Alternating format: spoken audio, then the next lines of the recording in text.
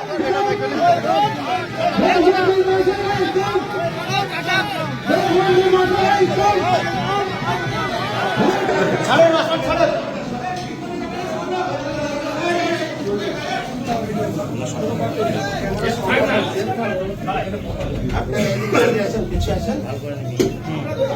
বন্ধুদের কাছে আমার কেউপি জনতা উন্নয়ন পার্টির পক্ষ থেকে বা সেই পার্টির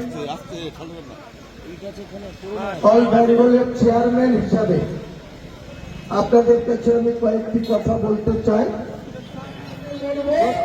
এবং বাংলার মসনদ থেকে মমতা বন্দ্যোপাধ্যায়কে উৎখাত করার ডাক দিব 1 ফেব্রুয়ারি 2026 সাল।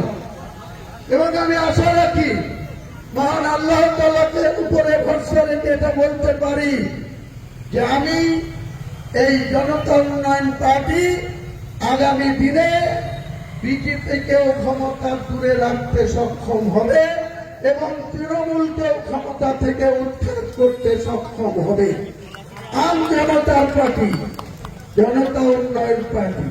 তাই আগামী দিনে আমি যারা চাই বাংলায় দুর্নীতিগ্রস্ত সরকারকে পরাস্ত করতে, চাকরি বিক্রি করা সরকারকে পরাস্ত করতে, 25,752 জনের 8 বছর ধরে চাকরি করার পর সুপ্রিম কোর্টের নির্দেশে চাকরি খারিজ হওয়ার পর মমতা ব্যানার্জি বলেছিল panel A, panel B, panel C, panel E নাকি রেডি আছে। 31 ডিসেম্বর 2025 অতিক্রান্ত। মুখ্যমন্ত্রী আপনি আর কত মিথ্যাচার করবেন? আপনি ওবিসি নিয়ে মুসলমানদের সঙ্গেও মিথ্যাচার করেছেন। ওয়াকফ আইন যখন ভারতবর্ষের সরকার মুসলিমদের সম্পত্তির উপরে হাত বাড়াতে চাইল, সরকারি আধিকারিকদের ওয়াকফের মোতাবের উপরে দখলদারি নিতে চাইল, আপনি বললেন আপনি বাংলার মুখ্যমন্ত্রী যতক্ষণ আছেন কারণ মুসলমানকে চিন্তা করতে হবে না, আপনি নাকি একাই মুসলমানদের সবকিছু করে দেবেন।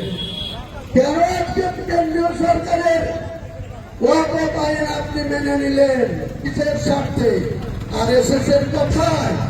তলায় তলায় আরএসএস এর মার্কা মুখ্যমন্ত্রী আপনাকে উপযুক্ত শিক্ষা এই জনতা উন্নয়ন পার্টির নেতৃত্বে আগামী দিনে বাংলার মানুষ দেবে।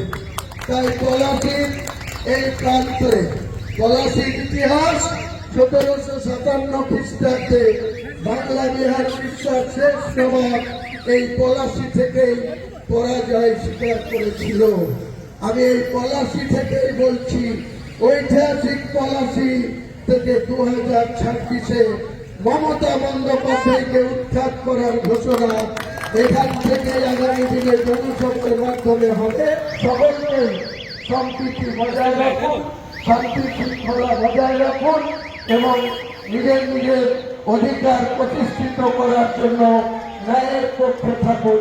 আসসালামু আলাইকুম।